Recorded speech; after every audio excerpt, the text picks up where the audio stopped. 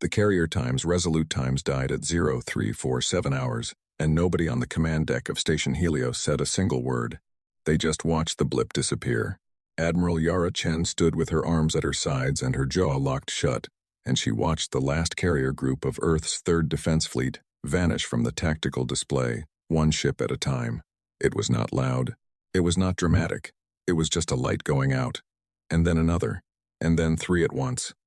And then silence, where a fleet of 62 ships used to breathe. Blip, blip, blip, gone. Her communications officer, a young man named Reyes who had not slept in 31 hours, turned from his console and looked at her like a dog looking at its owner after something breaks, like he was waiting for her to tell him it was fixable. She did not tell him that. She walked to the observation window instead. Luna sat below them, gray and patient, and unbothered, the way dead things are unbothered by the business of the living. The Conclave ships were out there past the moon's far edge, past the debris field that used to be Admiral Goretti's strike wing, past the wreckage of 3 years of fighting. They were not rushing. They had no reason to rush. They had dismantled 31 civilizations before Earth, and not one of them had made the Conclave hurry. Chen pressed 2 fingers to the glass. The glass was cold. She pulled her hand back and returned to her station. "Get me Geneva," she said. The bunker under Geneva smelled like recycled air and burned coffee, and the particular human smell that comes from 40 people sharing a space and pretending they are not afraid. The UN Emergency Council had been in continuous session for 9 days. The table was covered in paper, actual paper, printed reports, because 3 cyber strikes had taught everyone not to trust screens for anything important. Chen joined by transmission. Her face appeared on the wall screen, still in her duty uniform, still with the hollow look of someone who had just watched 62 ships become debris. Director Osei, who chaired the council, did not waste time. "The motion is on the table," he said. "Conditional surrender to the Conclave. Negotiated terms. We preserve civilian infrastructure. We preserve a portion of the population." He paused. "We stop losing people." The room was quiet in the way rooms get quiet when everyone already knows the vote, and nobody wants to be the first to say it out loud. 9 votes for, 4 against. Chen was one of the 4. She did not make a speech. She had watched too many speeches die in the last 3 years to believe in them anymore. She simply said what she knew. "Their terms have never once produced a surviving civilization," she said. 31 species took those terms. Ask them how it went. "We cannot ask them," said a man named Beaumont, representing what was left of the European bloc. "That is precisely the problem." "Yes," Chen said. "It is." The vote was taken, 9-4. The resolution passed. The official record of the session noted the vote, the time, the names of the dissenting members, and in a field marked Times additional comments, which most members left blank, Chen's 3-word entry. "We don't kneel." The Conclave gave them 6 hours to broadcast formal acceptance of the terms. Those 6 hours were the quietest 6 hours Earth had experienced in 3 years of war. The orbital defense platforms that still functioned were silent. The remaining warships held position, and did not fire, and did not move. The cities that had not been struck were dark, conserving power, waiting. In a monitoring station on the edge of the Helios array, a junior analyst named Priya Vasquez was on hour 14 of a 16-hour shift, reviewing long-range gravitational data. It was not glamorous work. It was the kind of work that made your eyes feel like they were full of sand and made you dream in numbers on the nights you actually got to sleep. She was running a standard sweep of the outer system, routine, mechanical, the kind of task a person does with half their brain while the other half thinks about whether there is any food left in the break room when she saw it. A gravitational anomaly. Edge of the system. Deep past Neptune. Past the scattered disk. Out in the dark where nothing was supposed to be. It was not large. On her display it was a small irregularity. The kind of thing that gets generated by instrument drift or cosmic background noise or a dozen other boring explanations. She almost moved past it. She didn't. Something about the shape of it was wrong. Natural anomalies had a randomness to their edges. This one was too clean, too deliberate, like something very large was hiding behind a door that didn't quite fit its frame. She filed a report, flagged it priority medium, which was the highest she was authorized to flag anything without supervisor approval, and her supervisor was in the middle of the surrender transmission prep and had told her 14 times today not to interrupt unless something was on fire.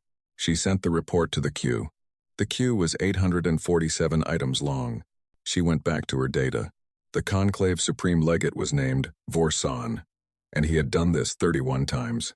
He stood on the command bridge of the carrier times Ascendant Principal times and looked at the tactical display of the Sol system and felt the particular mixture of efficiency and boredom that came from a task repeated without variation. The humans had been interesting, briefly. They had lasted 3 years longer than the projection models expected. Their tactics were unorthodox in ways that had required him to adapt twice, which was more than any previous species had managed. But they had reached the end. They always reached the end. His communications officer informed him that the 6 hours were nearly elapsed, and no formal acceptance had been transmitted. Vorsan noted this without expression. He had not expected acceptance. He had learned, over 31 iterations of this process, that some species needed the clock to fully expire before the weight of reality settled on them completely. It was a psychological mechanism. They needed to feel they had held on until the very last second. As if the second mattered, he gave them the full 6 hours, and then 30 minutes more, because he was not without patience. When the transmission came, it was not what he expected. It was not a capitulation. It started with a fishing village on the coast of Iceland, an old man standing in front of a camera someone had propped on a boat railing, the sea gray and heaving behind him. He spoke in a language the translator identified as Icelandic. He was not a politician. He was not a soldier. He was a man who had survived 3 years of war by being stubborn and who had something to say. He said no. The transmission cut to a classroom in Nairobi. A girl who could not have been older than 12 in a school uniform that was torn at the collar, her chin up, her eyes steady. She said no. A farmer in Vietnam, standing in a field that had been half burned and was already beginning to grow back. A mechanic in Detroit, with grease still on his hands. A grandmother in Mumbai who laughed when she said it, like it was the most obvious thing she had ever been asked. A retired general in São Paulo who sat in a plastic chair in what was left of his garden and said it with a smile that had no happiness in it whatsoever. No, no, no. The transmission had been stitched together by Earth's remaining communication relays over 4 hours. It had no single author. It had no organizing committee. It had no official government backing, because the official government had voted 9-4 for surrender. It was just people, from everywhere, that still had power and a camera, saying the same word in 300 different languages. It ran for 40 minutes. Vorsan watched it once. He watched it again.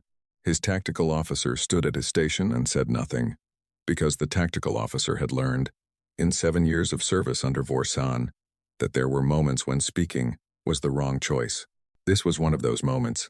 Vorsan watched it a third time. He was not sure why. He told himself he was analyzing it for strategic content, for any sign of military posturing or hidden communication. That was not why he was watching it. The grandmother in Mumbai laughed again. He closed the file. Prepare bombardment coordinates, he said. Primary population centers first. Then, infrastructure. The tactical officer began the preparation sequence. At the edge of the Sol system, past Neptune, past the scattered disk, in the deep dark where Priya Vasquez's unread report sat in a queue of 847 items, the gravitational anomaly began to move. Chen was in her ready room when the bombardment order was confirmed by intelligence intercept. She was sitting at her desk with a cup of cold coffee and a report she was not reading, and the notification came through on her command screen, and she read it and set the coffee cup down very carefully, like she was afraid of spilling it, which was not something she was actually afraid of. She had known this was coming. She had said it in the bunker. She had put it in the official record. We don't kneel. The problem with not kneeling when someone is about to step on you is that you still get stepped on. She thought about that for a while. She thought about the 62 ships that were debris now. She thought about the pilots she had known by name, the ones she had promoted, the ones she had argued with at mission briefings, the ones who had been alive 72 hours ago. She thought about Admiral Goretti, who had gone out with his strike wing into a wall of conclave fire and bought Earth 11 days with his life and the lives of everyone who flew with him. 11 days. That was what it cost. She did not cry. She had cried in the early months of the war, when each loss still had its own shape. 3 years later, the losses had accumulated into something too large to cry at individually. It was like trying to cry at a mountain. She stood up. She went back to the command deck. "Status," she said. "Conclave Vanguard is repositioning into bombardment formation," Reyes said. 200 ships. Estimated first strike on Earth in 4 hours. 14 minutes. "Our assets?" Reyes looked at his screen like he was hoping it would say something different than it had 5 minutes ago. It didn't. 3 frigates. Katun, São Paulo, Endurance. Carrier times Honshu, operational at 40%. 11 repurposed mining vessels with railguns fitted. He paused. "And us." Station Helios was a command and monitoring platform, not a warship. It had point defense systems and 2 missile banks that were down to 30% capacity. 14. Chen said. 14, Reyes confirmed. Against 200. She stood at her station and looked at the tactical display. The conclave formation was clean, professional, arranged with the kind of precision that comes from doing something so many times it becomes muscle memory. They had done this 31 times. They knew exactly how it went. Behind her, a secondary alert chimed on a low-priority monitoring screen. An automated update from the outer system sensor array. Flag escalating a report that had been sitting in a queue. Nobody looked at it. Chen leaned over the tactical display and traced the conclave formation with one finger, not touching the screen, just following the shape of it. 200 ships. She had 14. She thought about the fishing village in Iceland, the old man in the gray sea, the 12-year-old in the torn uniform. She straightened up. "All hands," she said, into the ship-wide channel. Her voice was level in the way water is level, not because nothing is underneath, but because everything underneath has found its balance. The conclave is moving to begin orbital bombardment of Earth. We have 14 functional assets in 4 hours. I am not going to tell you we can win this. I am going to tell you we are going out there. She paused. That's all. She clicked off the channel. Reyes was looking at her. She looked back at him. Plot intercept courses, she said. All assets. At the edge of the Sol system, the gravitational anomaly was moving at a speed that should not have been possible for anything with mass. It was moving the way a stone moves when it has been held for a very long time and finally released. It was moving like it had somewhere to be. Priya Vasquez's unread report item, 211 of 847 inches. The queue, still unread, still waiting, had a subject line that said, in plain technical language, that a gravitational signature of unknown origin and significant mass was accelerating toward the inner system. The queue had 636 items ahead of it. Nobody read it. Outside, the conclave fleet kept moving, and in the dark between the stars, something old and patient and full of a debt that had been building for 40,000 years came burning toward the Sunday. The frigate times Khatun times launched from its dock at Station Helios 18 minutes after Chen gave the order, and its captain, a stocky Pakistani woman named Fatima Raza, who had been a cargo hauler before the war, and a warship commander for 2 years and 6 months and 4 days, watched the station fall away behind her and thought about rice. Specifically, she thought about her mother's rice, the way it smelled, the particular pressure of steam lifting the lid of the pot in the kitchen of the apartment in Karachi that was probably rubble now. She didn't know. She hadn't been able to reach her family in 6 weeks. The communication networks in that region were gone, or jammed, or both. She thought about the rice because she was terrified, and thinking about the rice was better than thinking about the 200 ships waiting for her at the edge of the inner system. All stations ready, her tactical officer reported. Good, Raza said. The times, Khatun times, moved. Chen watched them go from the command deck of Station Helios. The 14 ships spread out from their docks and holding positions in a pattern that looked, on the tactical display, less like a battle formation and more like 14 things that had decided to walk towards something very large and very dangerous, because the alternative was standing still and watching it arrive, which was not, strictly speaking, wrong. Time to contact? She asked. At current approach velocity, 3 hours, 40 minutes, Reyes said. She nodded. The mining vessels were the slowest. They had been built for hauling ore between the asteroid belt and the processing stations at Mars, and their engines were enormous, but their acceleration was gradual and ponderous, like convincing a mountain to move. The railguns bolted to their cargo frames looked wrong. the way a weapon always looks wrong attached to something that was built to carry, and not to fight. Their crews were miners and engineers and cargo workers. 3 of them had any prior military experience. The rest had signed up in the last 6 months. In the last year, as the war ground closer, and the difference between civilian and soldier stopped meaning what it used to mean, Chen had met some of them. She remembered a man named Bautista, a cargo engineer from one of the Mars stations, who had shaken her hand in a docking corridor and said, with the flat certainty of someone stating a fact rather than making a decision, "They're not getting to Earth while I'm still flying." He was out there now, in one of those slow, enormous mining haulers, moving toward 200 Conclave warships. She looked away from the display. She had learned, in 3 years, not to count.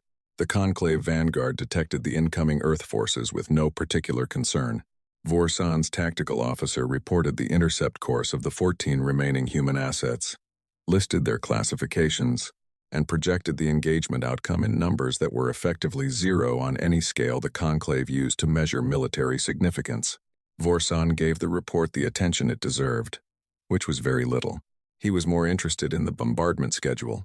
The preliminary targeting had been completed by his strategic team primary nodes first, the industrial and communications centers, the network hubs, the largest population concentrations, not because the Conclave was cruel. Cruelty implied an interest in suffering. The Conclave was efficient. The targeting was efficient. The result would be efficient. 31 times, this sequence had produced the intended outcome. A species with enough residual population and infrastructure to be resettled and processed, stripped of the specific characteristics that made them dangerous, and folded into the Conclave's resource network. It was, in its way, a kind of mercy. The species survived. In pieces, in quiet, in service, but they survived. Vorsan told himself this regularly. He had told himself this 31 times. He believed it. First bombardment wave in 2 hours. His tactical officer reported. Proceed on schedule, Vorsan said. Chen's 14 ships hit the outer edge of the Conclave formation at a range that made no sense tactically, because the only tactic that made any sense was impossible, so there was no reason to observe normal tactical caution. The Khatoon Times fired first. Her missiles were a type the Conclave had seen many times in the previous 3 years and had developed countermeasures for 18 months ago. But they were what she had, so she fired them, and some of them got through and struck the hull of a Conclave destroyer. And the destroyer listed and vented atmosphere, and did not explode but began to drift. One ship, drifting. The Conclave responded with the minimum force required. That was the thing that Chen's tactical officers noted in their logs. Later, those who survived to write logs. The Conclave did not get angry. It did not escalate beyond what was necessary.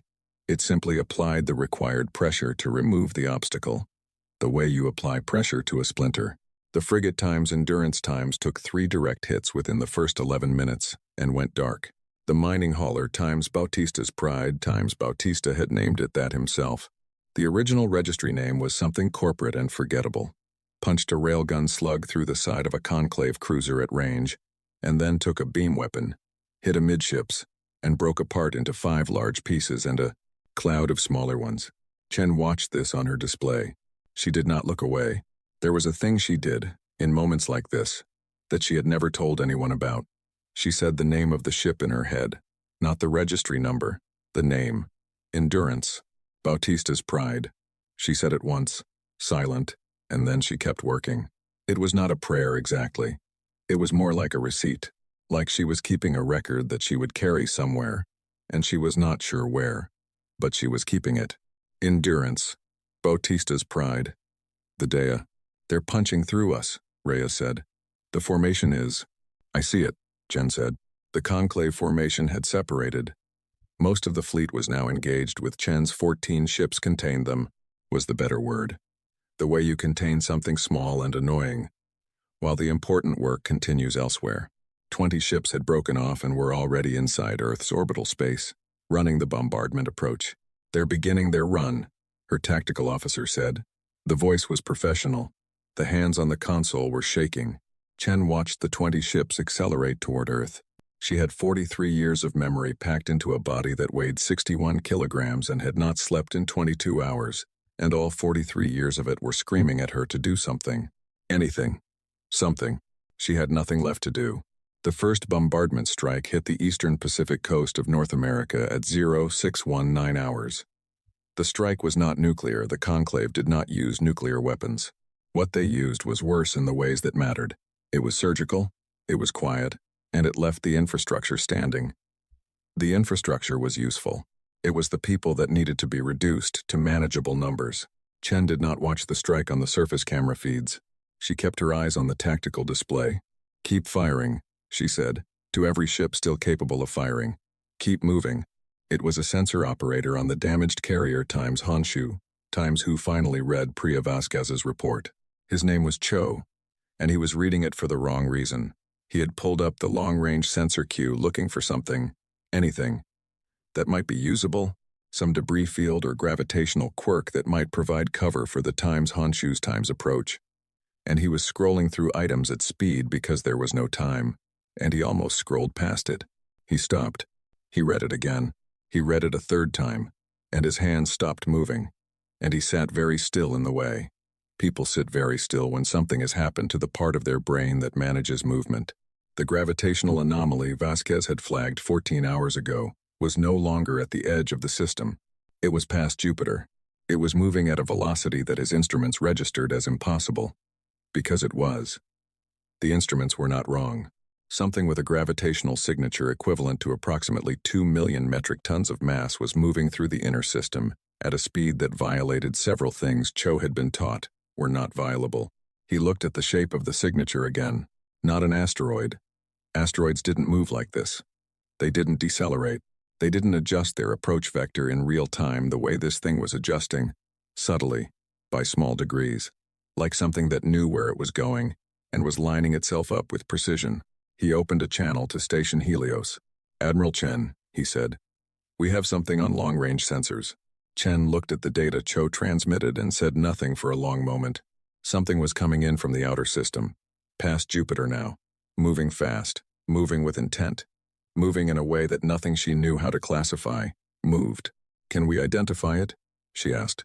"No classification match in any database," Cho said. "Human or captured, Conclave." She looked at the shape of the gravitational signature on her display. It was enormous. "Is it heading for us?" she asked. There was a pause. "No, Admiral," Cho said. "It's heading for them." She looked up at the main display. The Conclave formation. 200 ships, 20 of them currently executing an orbital bombardment of Earth. She looked back at the anomaly. It was past Jupiter and still accelerating. Reyes turned from his station and looked at her. His eyes had a question in them that he did not know how to put in words. She saw it and she did not have an answer for him, so she did what she always did when she did not have an answer, which was to find the next thing she could actually do and do that instead. "All ships, stay in formation," she said. "Keep pressure on the flank." But she kept one eye on the anomaly. It was moving the way things move when they are very certain of something. Vorsan noticed the anomaly 12 minutes later. His long-range sensors were better than anything Earth operated, and the anomaly had been on the outer edge of their detection range. And his sensor teams had filed it as a natural occurrence, a drifting mass from the outer system, and moved on because there was no reason to think otherwise. There was now. His senior sensor analyst came to him directly, which was unusual. Analysts sent reports through the chain. They did not come in person unless the thing they were reporting was too large or too strange for a report to contain it properly. The analyst put the data on Vorsan's personal display and stood back. Vorsan looked at it. He looked at it for a long time. The mass, the speed, the directional precision, the way it was coming in not from a natural orbital path but from a specific vector, a chosen vector, aimed at a specific point in space that happened to be the center of his fleet's current formation. "Classification?" he asked. "No match," the analyst said. "We have run the signature against the full Conclave xenographic database. There is no registered species with this type of vessel." Vorsan kept looking at the data. 31 civilizations. He had processed 31 civilizations. He knew the vessel signatures of every species currently in Conclave space, every species on record, every species in the historical database going back 600 years. "No match." "Alert the fleet," he said. Defensive formation. The analyst left. Vorsan remained at his display, past Jupiter, moving with perfect calm. Something that had no name in any database the Conclave had ever compiled came toward them through the dark. It did not slow down. It did not signal. It did not do anything except move, steady and enormous, and absolutely certain, like something that had been waiting a very long time and was done waiting. Vorsan had a feeling he did not have a name for. He had never needed a name for it before. In 31 engagements, across 200 years of personal command experience, in every military situation he had ever navigated, he had never once felt what he felt now. Looking at that display, watching that thing come, he felt it then. He told himself it was tactical uncertainty. He was a very experienced commander. He knew he was lying. It came out of FTL wrong. There was no deceleration burn, no transition wake, no energy signature, of the kind that every spacefaring species produces when they drop from faster-than-light travel into normal space, the specific electromagnetic fingerprint of a drive system bleeding off its accumulated energy. Every ship Chen had ever seen come out of FTL looked the same at the moment of arrival. A flash, a shimmer on the sensor array, a brief bloom of heat and radiation that faded as the drive cycled down. This was not that. One moment there was nothing between Earth and the Conclave vanguard, except vacuum and debris. Then there was something. It did not arrive. That was the word Cho used later, in his after-action report, and then crossed out, because times arrived, times implied a journey with a visible ending. What it did was closer to the way a word appears when you suddenly remember it present, whole, and clearly having existed the entire time even though you couldn't see it a moment before. It was simply there. And it was enormous. The displacement wave hit Cho's instruments first, before his eyes registered anything on the visual feed. The sensors screamed, not an alarm tone, just raw data, moving faster than the display systems could parse it. Numbers cascading across his screens, gravitational readings, mass readings, EM readings, all of them spiking to the top of their measurement range and holding there. He grabbed the edge of his console. The Times Honshu Times shuddered, not from a strike, from the wave. The wave was physical, a compression in space that moved outward from the point of arrival at a speed just below light and hit the carrier like a slow slap from a very large hand. The lights flickered. 3 crew members who were not holding on to something fell. Cho looked at his visual feed. The ship sat between Earth and the Conclave formation the way a door sits in a frame. Not blocking in the sense of geometry, space is large, and the Conclave formation was spread across thousands of kilometers, and no single physical object could geometrically block all of it, but blocking in the sense of statement. The way a person stands between something dangerous and something they have decided to protect. He tried to measure it. His instruments gave him numbers, and then he looked at the numbers and his brain declined to process them, the way a calculator refuses a number too large for its display. He tried again. Same numbers. He leaned back in his seat. He said a word that he would later not remember saying. 3 Conclave destroyers on the inner edge of the formation had been in the path of the displacement wave. They were not struck. They were simply pushed, the way a raft is pushed by a wave on a lake, steady and irresistible, and they drifted off their assigned coordinates by 60, 80, 100 kilometers before their pilots corrected. On the bridge of the Times Ascendant Principle, every alarm that Vorsan's ship possessed began speaking at once. He did not look at the alarms. He looked at the tactical display. The ship on his display had no designation. His identification systems were cycling through the database at maximum speed, running the hull profile, the mass signature, the material composition readings from his long-range sensors, checking and rechecking against every record in the Conclave's xenographic archive, which contained the profiles of every known vessel type from every known civilization, going back 600 years of Conclave history. Cycling, no match. Weapon status, Vorsan said. All weapons online, his tactical officer reported. Targeting is having difficulty achieving a lock. The hull material is the sensors are returning inconsistent readings. What material? We don't know what it is. Vorsan absorbed this without expression. The hull of the ship on his display was not plated in any alloy or composite or material his sensors knew how to read. They were returning the closest approximation they could manage, which was several different answers at once, which meant the answer was none of them. The material was genuinely unknown, not a variant of a known material, not a material the Conclave had encountered and classified, something else entirely. The ship's geometry was the other thing. Most ships look aggressive or passive. Weapons, placement, and hull design tend to signal intent the way body language signals intent. A ship built for combat looks like a thing built for combat. A ship built for transport looks like a thing built for transport. This ship looked like it had been built to time's last. The hull plating was not arranged to maximize weapon coverage or to minimize profile against radar. It was arranged to be immovable, layered and reinforced in the way that ancient structures are reinforced the way the very old things, the things built before the concept of obsolescence existed, are built.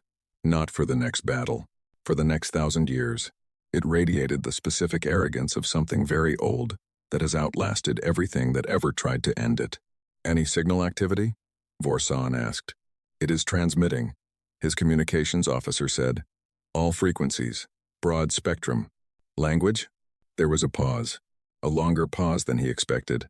He turned and looked at his communications officer, who was a conclave species named Vel-Ra, 10 years in this post, who had processed transmissions in 47 known languages, and had never, in Vorsan's experience, shown visible distress at her station. She was showing visible distress. The languages. She stopped, started again. I'm running it through the archive. It is giving me a match.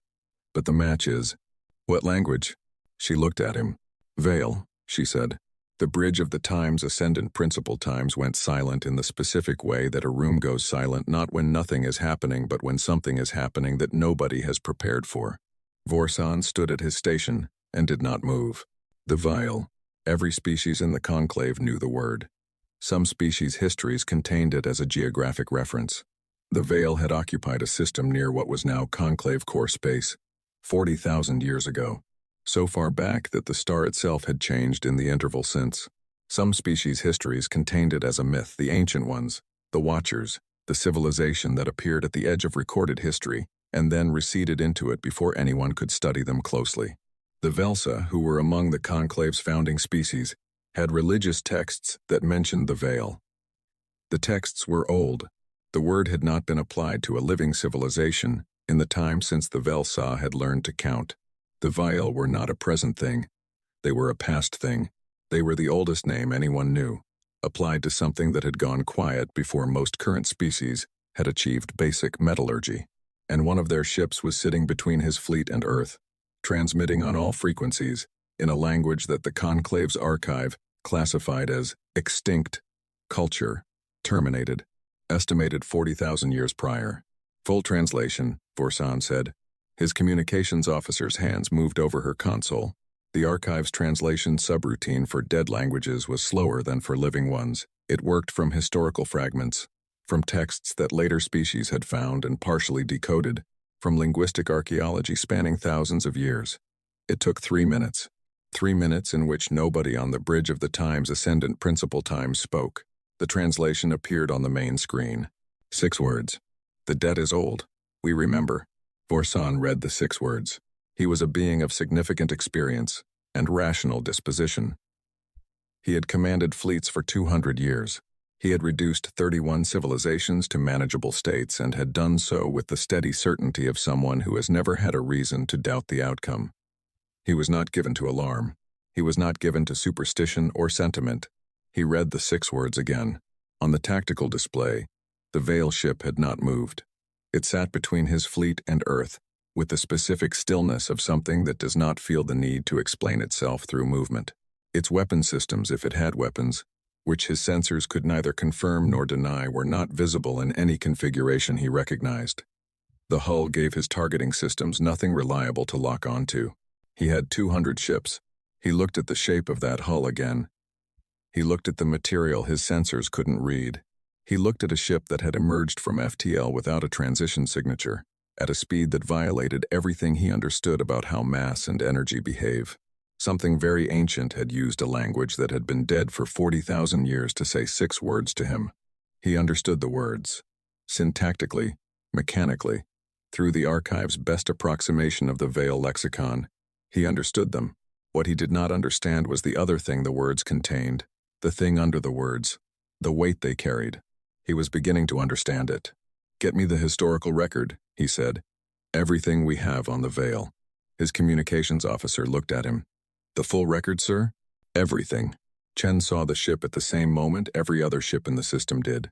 It appeared on her visual feed and she looked at it, and then she looked at the dimensions Cho's instruments were measuring, and then she sat down, because her legs made a decision without asking her. She sat in her command chair and looked at the thing on her screen. It was between Earth and the Conclave fleet. It was enormous. It was like nothing she had ever seen in 3 years of war, or in 43 years of life before the war, or in any database or historical record or classified intelligence briefing she had ever been given access to. It had come out of nowhere. It had put itself between Earth and the thing trying to destroy Earth. She did not know what it was. She did not know where it had come from. She did not know what the 6 words meant, which were now being picked up and translated by every Earth system still capable of receiving and processing them. "The debt is old. We remember." She stayed seated for 7 seconds. Then she stood up. "All ships, hold position," she said. "Do not fire. Do not approach. Maintain current coordinates." "What is it?" Reyes asked, which was the question everyone was asking, which was the only question anyone had, which had no answer. "I don't know," she said. She watched the screen. The Conclave fleet had stopped moving.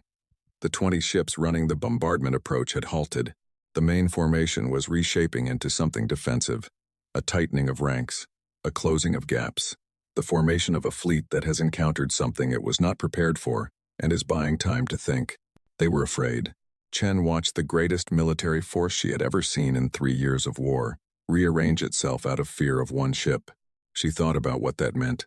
She looked at the Veil ship on her screen, at the weight of it, at the age of it, at the way it simply sat there, between Earth and the thing that wanted to end Earth, with no particular urgency, as if it had been heading for this exact moment for a very long time, and had known, the entire time, that it would arrive. "Get me a translation team," she said. "I want to know what language that is, and I want to know what those 6 words mean." The translation came back in 11 minutes. The language was Veil. The record classified it as extinct. Every cultural reference her database could find listed the Veil as a civilization that had gone silent 40,000 years ago. One of the oldest civilizations in the accessible region of the galaxy, a thing of myth and historical speculation, and religious reference in at least 9 living cultures. The 6 words meant what they meant. "The debt is old. We remember." Chen read the translation. She read it again. She was not a person who made large leaps without evidence. She was an admiral. She operated on data and probability and tactical assessment. She had spent 3 years making decisions based on what was in front of her and what she could calculate. She looked at the ship on her screen. She made a leap. Something had come.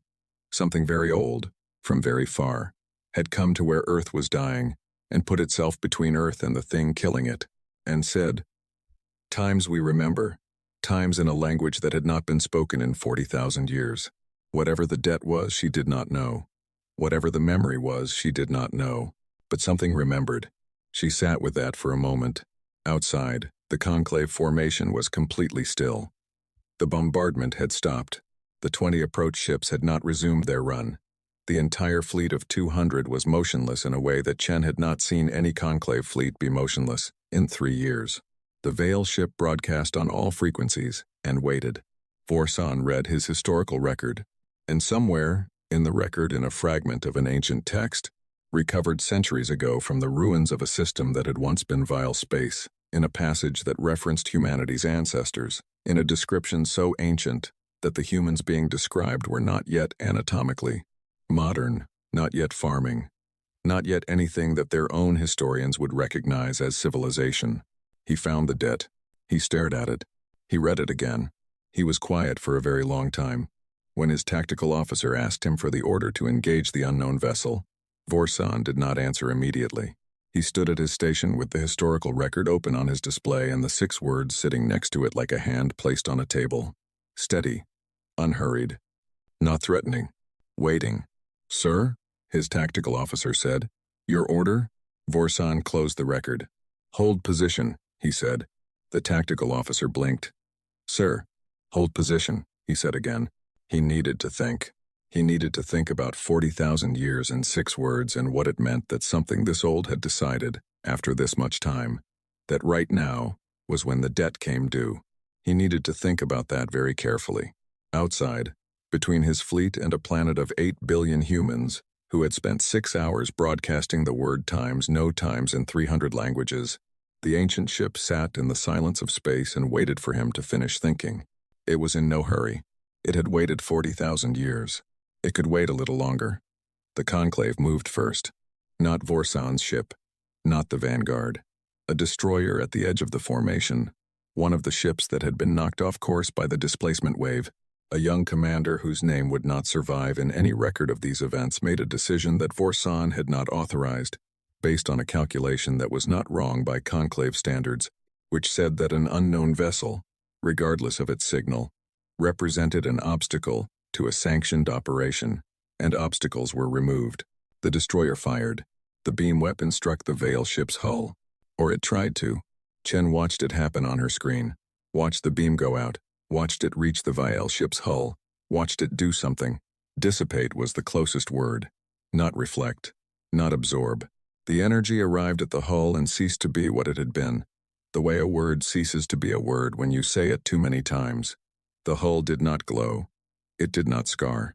It did nothing except continue to exist, unmodified, as if the beam had been a strong wind and the hull was a mountain that had been dealing with strong winds for longer than the concept of wind had existed. Reyes made a sound that was not a word. The Veil ship responded. It did not respond the way Chen expected. She had been watching the hull for weapon ports, for the kind of obvious external architecture that combat vessels display: the barrels, the emitters, the ports, the physical evidence of a weapon system. She had not found any. She had assumed, somewhere in the back of her mind, that a ship this old and this large would respond to fire, with something visible and dramatic. What happened was almost quiet. The Conclave destroyer, a 100-meter vessel, well-armored, one of the fleet's standard combat configurations, stopped working. Not in the way a ship stops working when it takes a weapon strike, with explosions and venting atmosphere and visible catastrophic failure. It stopped the way a watch stops when the spring breaks. Section by section, the drives went first, then the weapons, then the life support shifted to emergency mode, then the lights inside the ship, visible through the viewports on Chen's magnified screen, went to emergency red. The crew was alive. The ship was not a threat. It took 11 seconds. Then the Veil ship was still again. Vorsan watched the destroyer drift on his display and felt something move through his command staff: not panic, because Conclave military culture did not permit panic, but the precursor to panic, the specific silence that precedes it, the moment when every experienced person in a room understands simultaneously that the parameters of the situation have changed in a way that the existing doctrine does not address. The Veil ship had disabled a combat vessel in 11 seconds, without visible weapons. Without any apparent effort, the destroyer's crew was alive. He confirmed this with sensors, life signs stable, ship systems in emergency mode, crew contained and unharmed. He noted this, filed it somewhere in his thinking. The Veil had chosen to incapacitate and not destroy. He thought about what that meant. The historical record was still open on his secondary display. He had been reading it in fragments for the past 22 minutes. What he had found there was not reassuring in any operational sense. The Veil had been, 40,000 years ago, a civilization so advanced that the civilizations which came after them, including the founding species of what would become the Conclave, had found their abandoned infrastructure and mistaken it for natural, geological formations, had lived in their ruins for generations without recognizing them as constructed things. The ruins were too well made, too permanent, too outside the frame of reference of what younger civilizations considered possible. What the Veil had built, they had built to last. What they had done thoroughly. He thought about the hull that dissipated energy beams. He thought about the 11 seconds. He thought about 31 civilizations, processed efficiently, and about the fact that this was the first time in 31 civilizations that something had been waiting at the end of the process. "Hold all fire," he said. "That is a fleet-wide order. Nothing fires without my specific command." He opened a direct channel to the ship that had fired. The exchange was brief. He then opened a fleet-wide channel and said, in the specific tone he used for orders that were not to be questioned, that the next unauthorized weapons discharge would be treated as a dereliction of command. He closed the channel. He looked at the Veil ship on his display. It had not moved. It had not fired again. It had disabled one ship, responded to exactly the threat presented, and returned to stillness. He thought about that. Then it opened a new channel. Not a broad transmission this time. A directed signal, aimed at one specific ship in the system. It was aimed at Chen's station Helios. Chen's communications system registered the incoming signal and she told Reyes to put it through, and he did, and for a moment, there was only static. The kind of static that happens when two systems are trying to find a common ground between two very different means of communication. The electronic equivalent of two people speaking different languages and trying to figure out which words they share. Then a voice. It did not sound the way she expected. She had not known what to expect. But she had some instinctive, human assumption about what an ancient alien would sound like. Something grand or overwhelming or fundamentally non-human in its resonance. The voice that came through the channel was none of those things.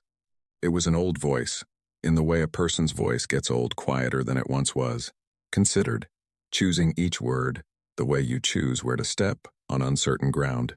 It was speaking in something that was not quite her language but was built from it, assembled from it, as if the speaker had spent time studying it and was using it carefully. The voice said, "We apologize for the difficulty with translation. We have been preparing for this communication for some time. We ask for Admiral Chen." 1. Reyes looked at her. She looked at him. "This is Chen," she said. Pose? "We know who you are," the voice said. "We have known since your first broadcast. Your ancestors had that same quality. The certainty. The way of not looking away." Chen said nothing. "We would like to come aboard your station," the voice said. "We need to tell you something. Not about the battle. About why we are here." The shuttle that came from the Veil ship was small. Smaller than she expected. It moved through the debris field of 3 years of war, with the careful precision of something that had been navigating for a very long time, and was practiced at finding the path through things. It docked at Helios's secondary bay. Chen was there when the hatch opened. She had 3 armed officers behind her, and she had kept her sidearm holstered because whoever or whatever came through that hatch, a holstered sidearm was a better statement than a drawn one. The being who came through was not what she expected. She had expected large. Ancient things tended, in her experience, to have the scale of the age they carried. The Veil, who stepped through the hatch, was small, smaller than Chen, who was not tall, narrow in the way of something that had once been more substantial and had been worn down by time to its essential structure. Its coloring was pale in a way that suggested a physiology adapted to low light, or perhaps simply to a very long time in space. Its eyes were large and very dark, and they moved around the bay with the alert, measuring look of something that was used to reading environments quickly. Its face was old was not the word. Finished times was the word. The way a stone is finished by a long river. All the excess worn away, and only the particular shape that it always was left behind. It moved through the bay and stood in front of Chen. It said something. Then it seemed to remember itself, and found the words in her language. "I am the last formal voice of the Veil," it said. "There are others of us. Not many. 300 on the ship. We are not a civilization anymore. We are the last thing a civilization becomes, when everything else is done." Chen held its gaze. "You put yourself between us and the Conclave," she said. "Before I ask you anything else, I need to know why." The Veil was quiet for a moment. "Yes," it said. "You deserve that first." What it told her took 40 minutes. 40,000 years ago, the Veil were ending.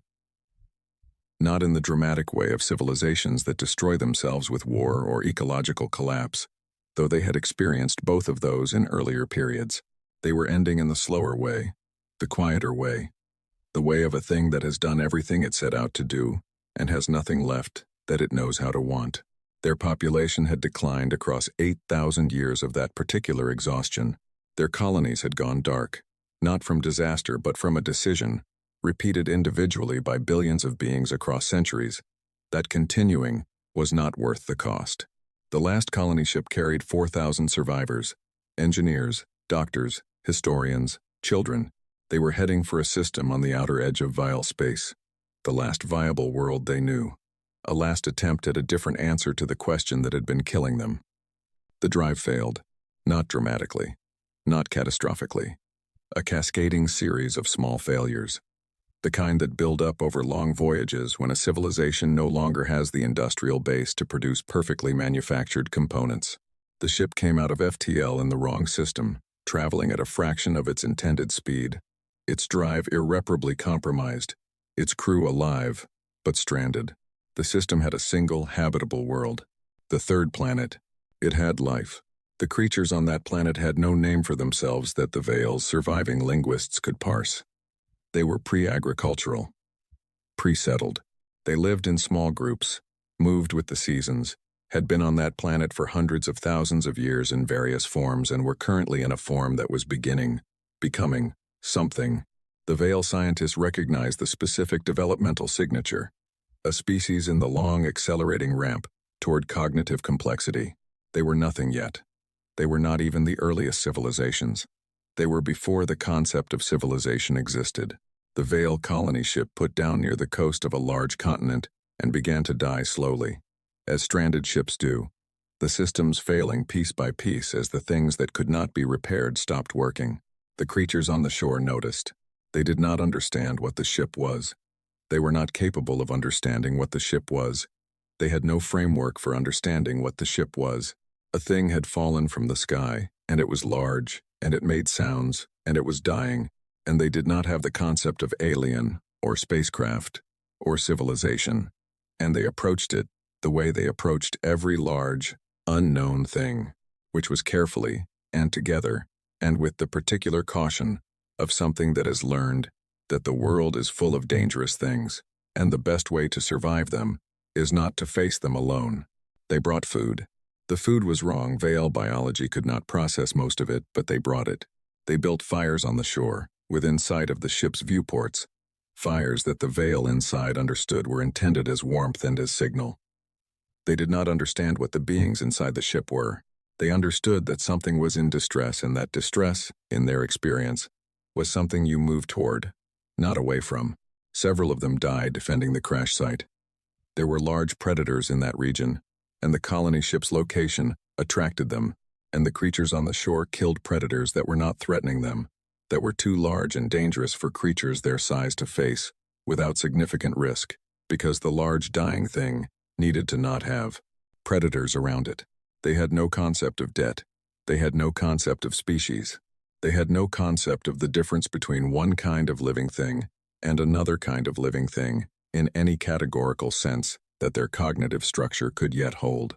They just helped because something needed help. The voice of the Veil stopped. Chen realized she had not moved in a long time. She was standing in the middle of the bay, and her 3 armed officers behind her were equally still, and nobody had spoken in a very long time. "The survivors," she said. "Your people. What happened to them?" "They lived," the voice said. "Not for long, by Veil standards. Fewer than 300 years. Not enough to rebuild. Not enough to call for help that could reach them in time. But they lived, and they kept records. And they sent a signal, eventually, with the last of the ship's power." A pause. "We received that signal. It took 11,000 years to reach us." "And the creatures," Chen said. "On the shore." "On the shore." The voice looked at her. "They became many things over 40,000 years," it said. "They became farmers, and cities, and wars, and music, and science, and questions without answers. They became everything they were going to become, because of those extra 300 years. It paused. "They became you." Chen looked at it. The thing in front of her was the last of a civilization older than human consciousness. It had come 40,000 years and an uncountable distance to stand in this bay and say those words. She did not speak for a while. Outside, the battle was still happening. Not here. The Conclave had halted around Helios, but on the other side of the formation, Chen's remaining ships were still under fire, and she could hear it in the background of her tactical feed, the voices of her crew reporting contact and damage and returning fire. She thought about the fishing village in Iceland, the 12-year-old in the torn uniform, the grandmother who laughed. She thought about creatures who didn't have a word for stranger, standing on a shore at night with fires they'd built for something that fell from the sky.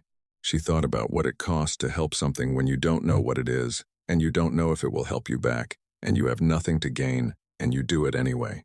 We didn't know, she said. It was not a question. It was not anything in particular. Just a thing she needed to say. No, the voice said.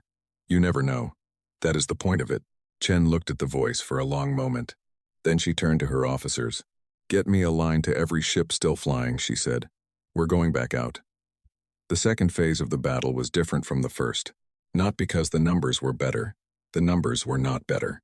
Chen still had 14 ships, minus the 2 that had been destroyed and the 3 that were now non-combat capable due to damage, which left 9, plus the Veil ship, which was in a category she had no prior experience with and no tactical doctrine to address.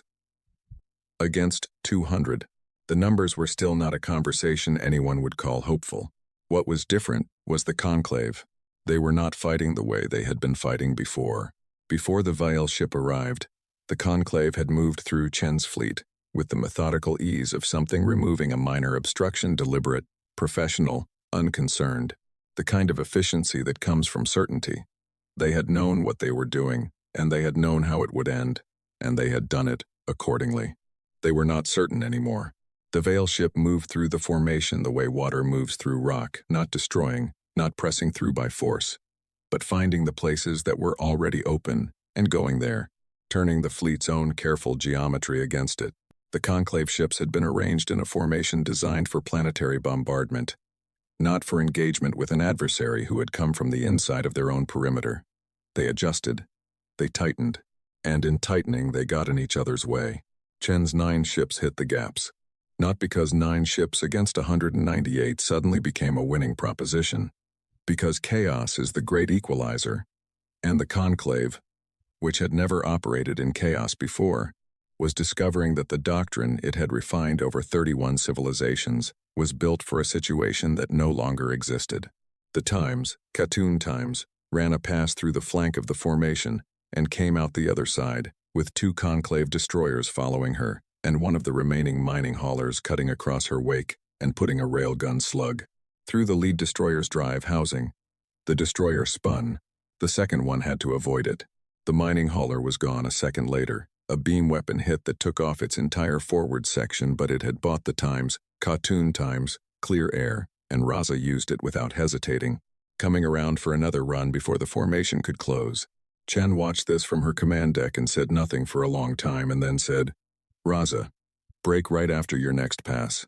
Don't let them cut off your exit. Already planned for it, Raza said, over the comm. Her voice was completely level. Chen noted this and filed it in the part of herself that kept track of certain things and then returned to the tactical display. The Veil ship was taking damage. It had been taking damage since the Conclave found weapons configurations that produced effects the hull's material could not simply dissipate. The hull was extraordinary. The hull was, by the evidence of Chen's sensors, built from something that should not have been possible to build from, and should not have been possible to machine into hull plating, and should not have been possible to maintain in that configuration for 40,000 years. But it had limits. The Conclave had a combined weapons archive representing 31 civilizations of military technology development, and they were cycling through that archive at speed, trying different configurations, different frequencies, different types of energy, and kinetic impact. Some of them worked, not the way conventional weapons work on conventional hulls. But the Veil ship was large, and even a material that resists conventional damage takes cumulative punishment, from 40 ships firing simultaneously, and after 90 minutes of engagement, Chen's sensors were reporting that sections of the Veil ship's hull were showing structural irregularities, and that the ship's power output, which had been constant since it arrived, was beginning to fluctuate. It was not invincible. It had never claimed to be. It had claimed, in 6 words, to remember a debt. It was paying the debt with everything it had. Vorsan watched the engagement from the Times' ascendant principal times and thought about the historical record. He was a rational being. He had always been a rational being. His career, his record, his 200 years of command, were all evidence of a mind that evaluated situations on their practical components and made decisions accordingly. He did not do things because of feelings. He did things because they were correct. The historical record was a practical document. It was a fragment of a veil text, recovered from ruins in a system that the Conclave's own founding species had settled without knowing whose ruins they were living in. The fragment described, in the spare and precise language of veil historical record-keeping, the loss of a colony ship and the behavior of the indigenous species of the third planet of the target system. The fragment did not use the word kindness. Veil language had many words that the archive's translation subroutine rendered as times kindness, and each of them meant something different. The word in this fragment was the one the subroutine flagged as closest to times kindness given without capacity for calculation, times kindness that could not have been strategic because the beings giving it lacked the cognitive framework for strategy in any recognizable sense. They had helped, not because they knew what the veil were or what the situation was or what might come of it. They had helped because something was suffering, and they were present, and helping was what you did. Vorsan had processed 31 civilizations. He had seen civilizations that were militarily strong, and civilizations that were intellectually advanced, and civilizations that had developed extraordinary technologies, and civilizations that had built structures of remarkable beauty. He had processed all of them. All of them had, in the end, made the calculation that survival within the Conclave's terms was preferable to the alternative. He had never, in 31 civilizations, encountered the word, the Vial fragment used. He had encountered it now. He watched the Vial ship take damage. He watched 300 beings spend themselves to pay a debt that no living human had incurred and no living Veil had experienced, and that had accumulated across 40,000 years of silence, patient as the dark between stars.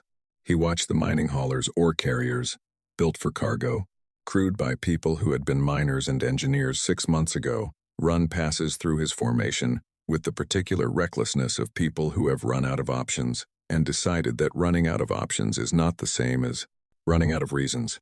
He thought for a long time. Then he opened a channel to the Vial ship. The Veil responded. The communication was long. Vorsan spoke, and the Vial spoke, and some of what was said was in Conclave standard, and some of it was in the recovered fragments of the Vial language that the Conclave's archive could approximate, and some of it was in the long language of silence between sentences where both parties are considering something that cannot be said quickly. When it was done, Vorsan closed the channel. He opened the fleet-wide channel. He gave the order. The Conclave fleet began withdrawing from Earth's orbital space at 1,142 hours, not in defeat. Vorsan was precise about this in his log, which was precise about everything, which was the only way he knew to keep records. The withdrawal was a strategic recalibration. The Conclave did not lose. The Conclave encountered a variable outside its existing model and adjusted its timeline accordingly. That was what the log said. What the log did not say. He had stood on the bridge of the Time's ascendant principal times and read about creatures who had never seen a star up close and probably never would, building fires on a shore at night for something dying and incomprehensible. And he had felt something in the architecture of his certainty shift. Not collapse. Shift. The way old buildings settle, not destroyed, but changed. Moved into a different alignment with themselves. He did not know what to do with that.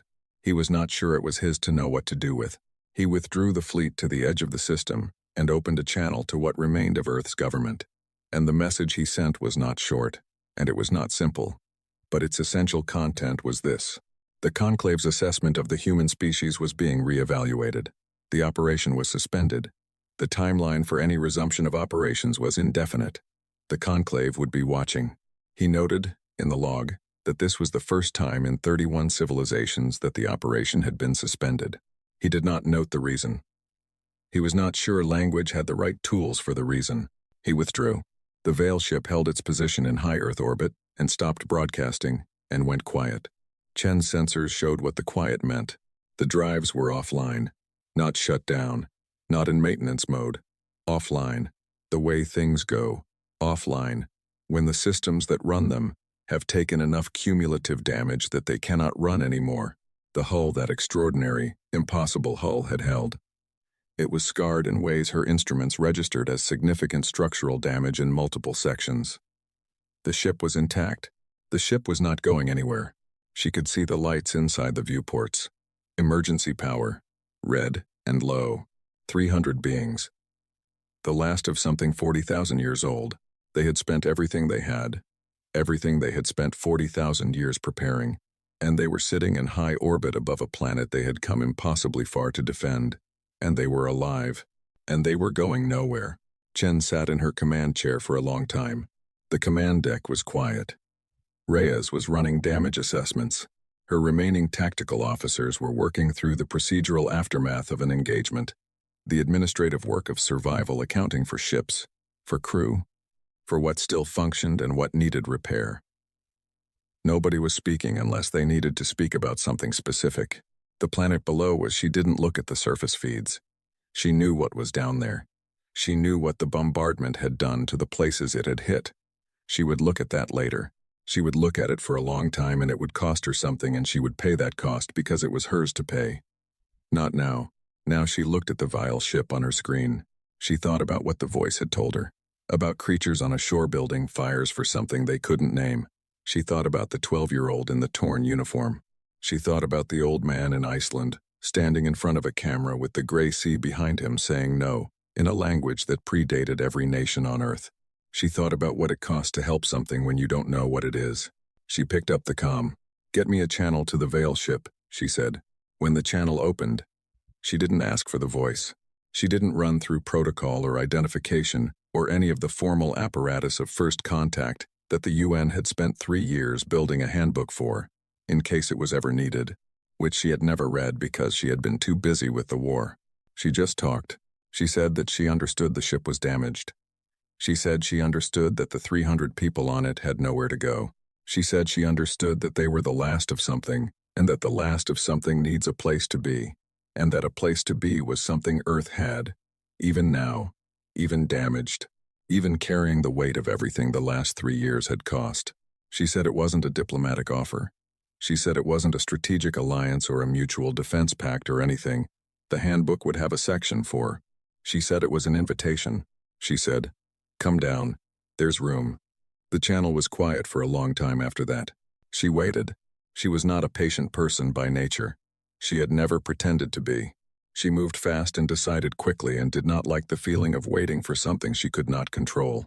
She had learned patience the way most people in her profession learned it, by having it extracted from her over time until what was left was not exactly patience but its harder cousin.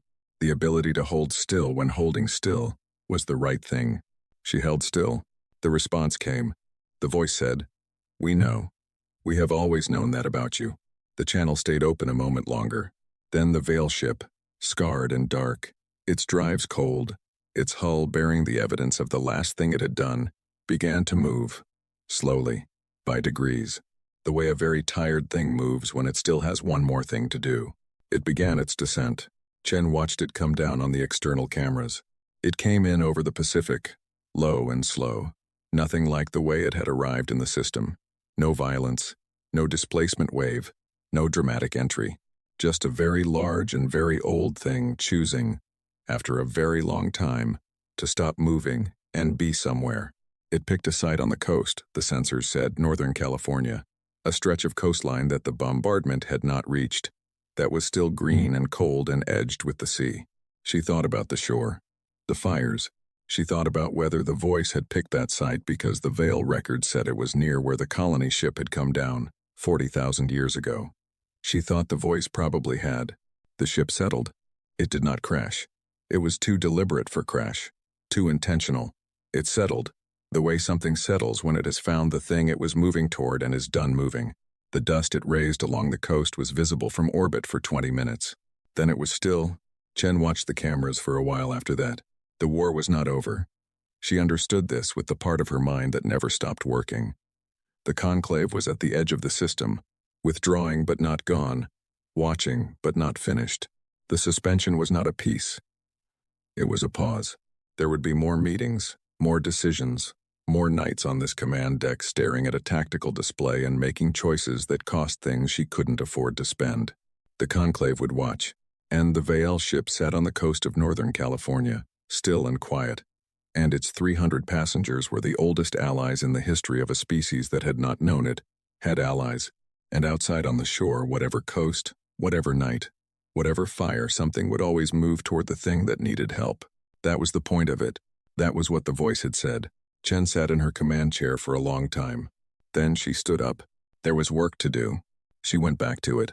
In Geneva, in the bunker that still smelled like recycled air and burned coffee, Director Ose was looking at the transmission from the Conclave fleet that said, in clinical Conclave standard, that the operation was suspended pending re-evaluation.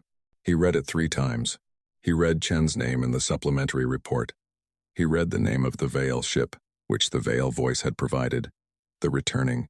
He read the casualty figures for Earth's fleet engagement, and then he stopped reading for a while. He thought about the 9-4 vote. He thought about the 3 words in the Times additional comments Times field. We don't kneel. He closed the report. He sat in the bunker, under Geneva, with the weight of a species still on his shoulders, alive and damaged and stubbornly present. And outside somewhere an ancient ship had landed on the shore of the world it came back to pay a debt to. And the debt was still being paid, in the way that some debts are paid not once, but continuously, by everyone who inherits the memory of what was done. He opened a new document. At the top of it he typed, Redesignation of Earth's diplomatic status pending first contact protocol with the Veil. He stopped. He deleted the line. He thought about creatures on a shore at night, building fires for something dying, with no framework for understanding what they were doing or why, just the simple animal certainty that something needed help, and they were there, and help was what you did. He typed instead, Statement of Gratitude to the Veil Draft 1. He sat with the blinking cursor for a moment. Then he began to write. Outside, somewhere on a California coast, 300 of the oldest people in the galaxy stepped out of their ship for the first time in a journey that had taken 40,000 years, and put their feet on the ground of the world that had sent them here, and breathed the air of the place where the debt began. The sea was there. It was cold and gray and entirely unbothered by history. It sounded exactly the same as it always had.